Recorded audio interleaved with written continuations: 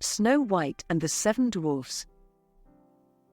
Once upon a time, a very long time ago, there lived a king and queen. They lived in the most finest of palaces, which was surrounded by a very dark, dense, thick forest which had a path winding through it. The king and queen were very happy together, but their lives were made complete by the birth of a daughter. They named the child Snow White, and she was beautiful. Her hair was black as coal, her skin as white as snow, and her cheeks were as red as roses. As Snow White gradually got older, she grew more beautiful, and it was soon clear to everyone's eyes that she was as beautiful as she was good.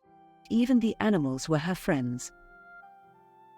But as Snow White grew older, her mother, who was ill, grew weaker. The king sought the help of the finest physicians in the land, but even they, with their great knowledge, were unable to help the queen, and eventually she died. The king, after many months of loneliness, decided to marry a beautiful princess.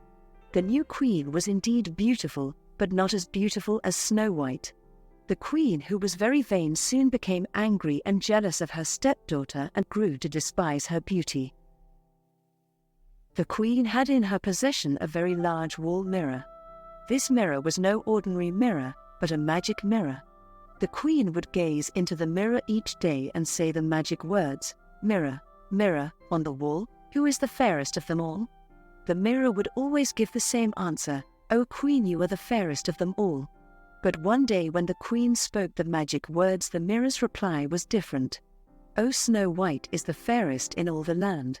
At this the queen grew angry and smashed the mirror.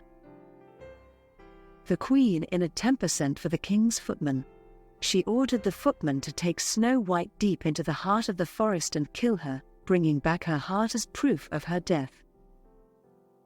The footman, who loved Snow White dearly, was very distressed, for he could not harm her, but he dare not defy the queen's orders. Whilst taking Snow White into the forest, he thought of a plan which would mean he did not have to kill her. Instead, he let her wander off alone, but to satisfy the queen's demands he killed a bear and cut its heart out and returned to the palace. The queen was once again happy in the belief that Snow White was dead.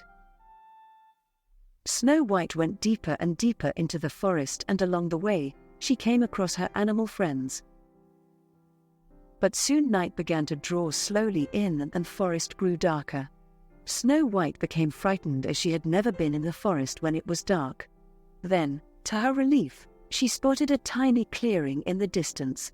As she drew nearer, she realized that it was a tiny cottage.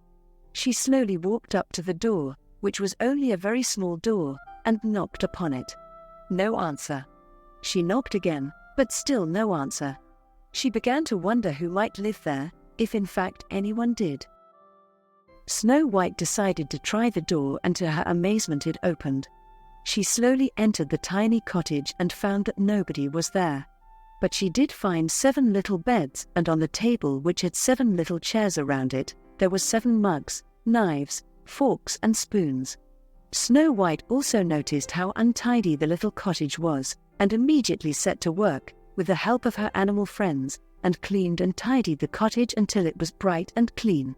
It was now well past Snow White's bedtime, and she was feeling very tired. She climbed the stairs of the tiny cottage and soon fell fast asleep across 3 of the tiny beds. Meanwhile, the occupiers of the cottage were finishing their day's work at the mine. The mine was no ordinary mine, but a diamond mine, where they would work and toil each day. They set off on their way home, singing their favorite song along the way. When they entered the cottage, they thought they had got the wrong one, as the place was very different from the way they had left it that morning. It was now all clean and tidy. Then they discovered Snow White. Never before had they seen anyone so beautiful. At this time Snow White awoke to find the 7 dwarfs, and it was not long before they were all friends. The queen, now thinking that Snow White was dead, went to her magic mirror and said, "Mirror, mirror, on the wall, who is the fairest of them all?" And the mirror replied, "Snow White is still far the fairest in the land." With this the queen burst into a rage and scolded the footman for disobeying her orders. The queen thought of a plan to get rid of Snow White. She decided to coat a comb with poison and put an end to her. This time she would ensure the task was carried out correctly as she would do it herself. She spoke to her magic mirror and asked where the fairest of all in the land could be found. The mirror told her of the little cottage deep in the heart of the forest where Snow White was living. Dressed as a gypsy, the wicked queen set out along the twisting path until she came upon the cottage. Knocking on the door, she placed the poisoned comb on top of a basket full of pretty ribbons.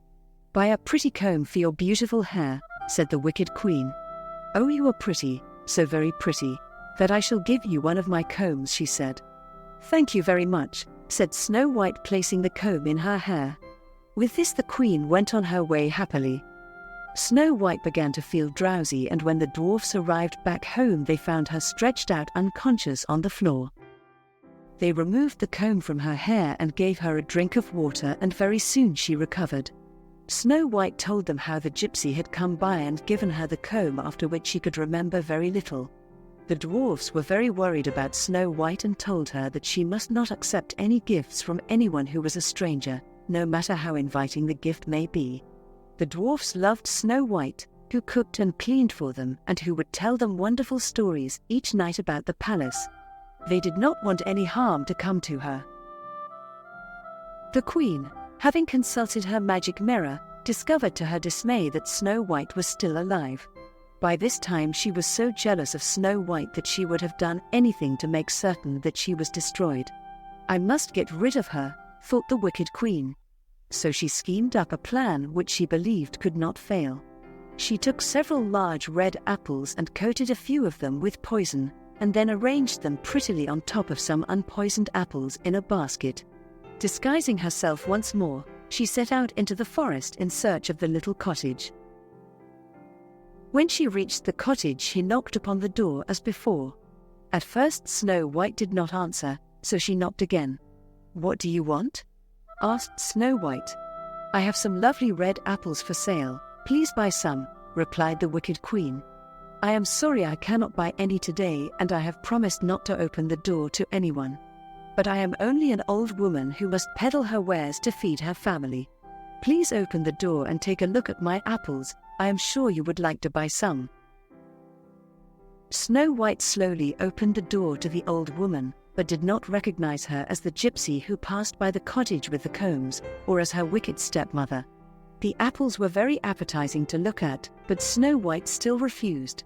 Eventually the wicked queen persuaded Snow White to taste the apples, which of course made her collapse upon the floor. The wicked queen rejoiced. When the dwarfs arrived home from work, they were distressed to find Snow White lying on the floor, pale and motionless. They tried everything they could think of to revive her, but nothing seemed to work. They searched the house for some sign which would tell them what the cause of her death was, but they found nothing. They never suspected the apples that lay close by. The dwarfs were so upset that they began to cry and swore to revenge the death of their beautiful friend. The dwarfs set out immediately in search of the wicked queen, who they were certain had carried out this dastardly deed. They looked amongst the trees in the forest and behind rocks, and eventually found her close by a cliff top. With a great force they surged forward and pushed the queen over the side and watched her fall slowly to her death in the valley below.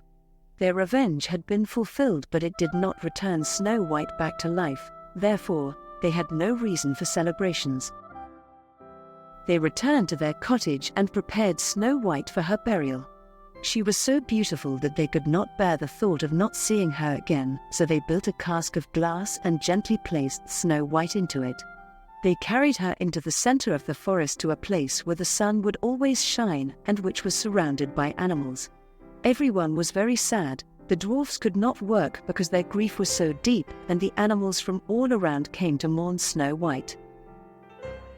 Then one day a charming prince rode by on a magnificent horse. When he came across the dwarfs, he asked them what had caused them to grieve so. They told him the story of how Snow White had come to their cottage in search of sanctuary from her wicked stepmother, and how she had cared for them. They told him how beautiful she was, and how much they had loved her. He asked that he may look at her, for if what they had told him was true, he should like to see for himself this beautiful princess.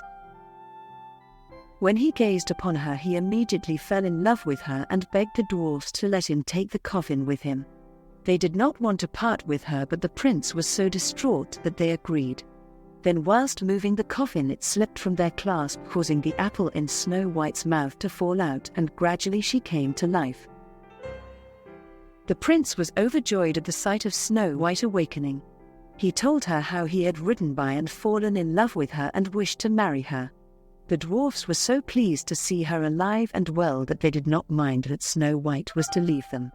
The wedding was a splendid affair. Everyone attended, the dwarfs and animals of the forest included. There were tears of joy and songs of happiness. The prince and the princess lived happily ever after.